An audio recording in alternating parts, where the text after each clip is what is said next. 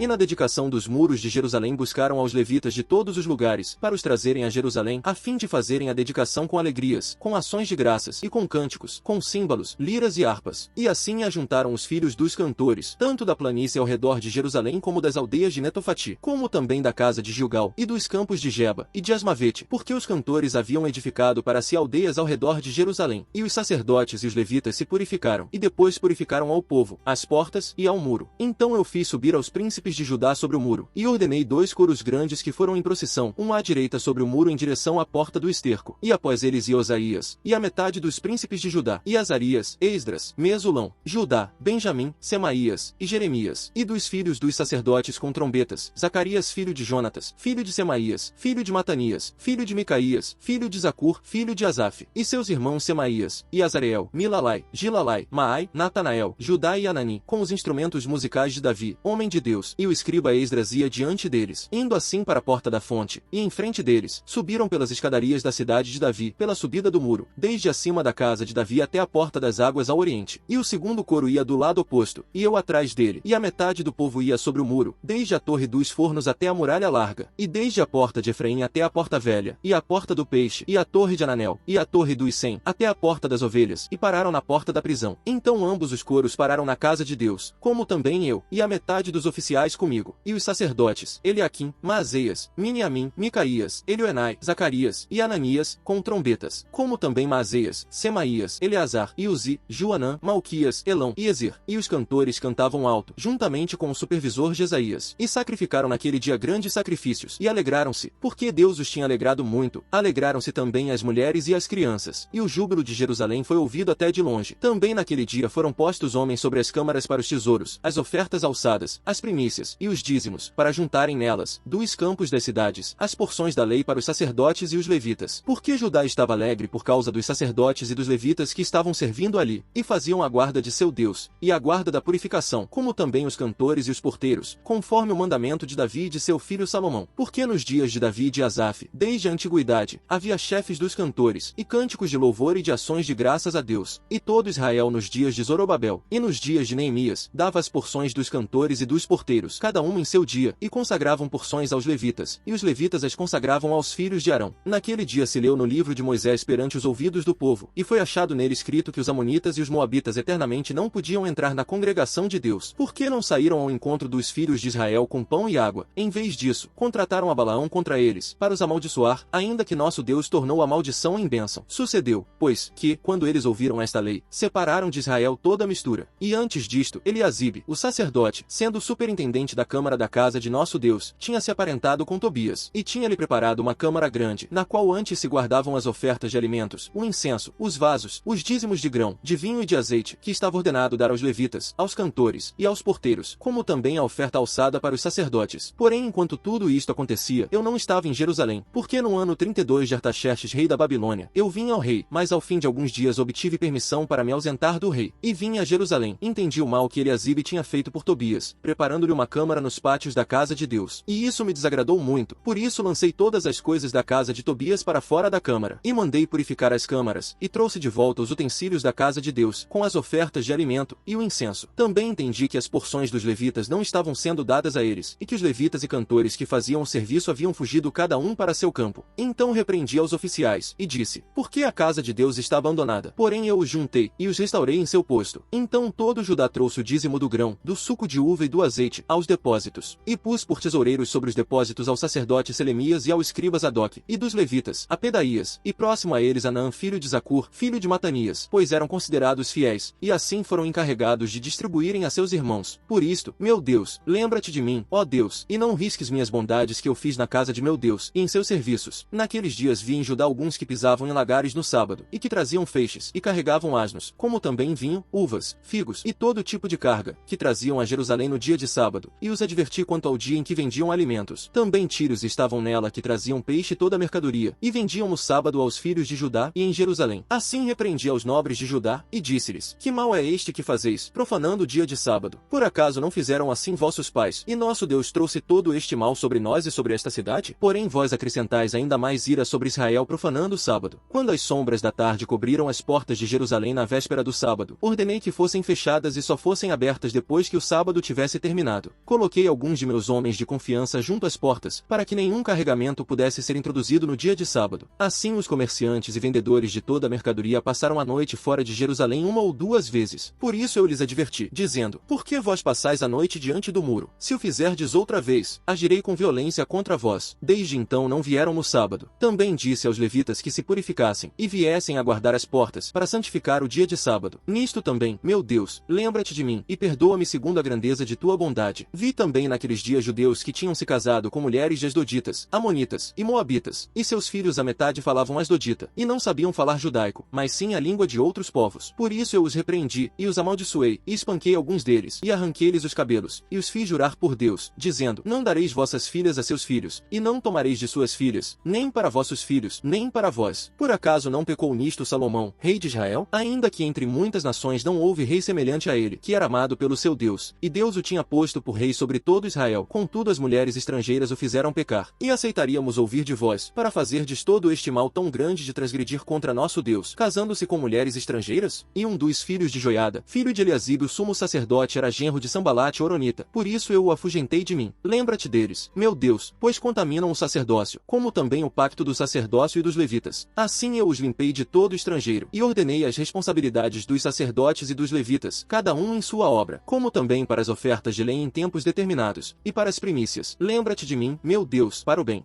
Parabéns, você finalizou o livro de Neemias.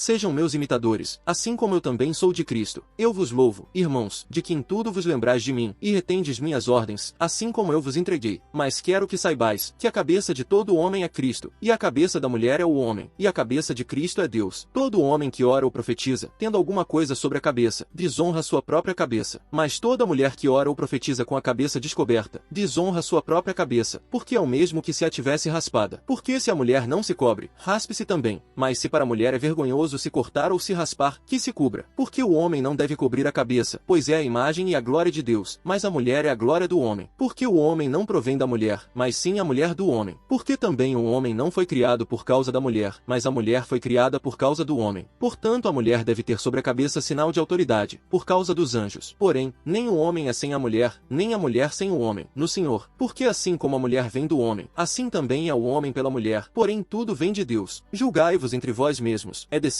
que a mulher ore a Deus descoberta? Ou não vos ensina a mesma natureza, que ter cabelo longo é desonra para o homem, mas a mulher ter cabelo longo lhe é honra, porque os cabelos lhe são dados por cobertura. Porém se alguém parece ser inclinado a disputas, nós não temos tal costume, nem as igrejas de Deus. Quem ama o prazer sofrerá necessidade. Aquele que ama o vinho e o azeite nunca enriquecerá. O resgate em troca do justo é o perverso, e no lugar do reto fica o transgressor.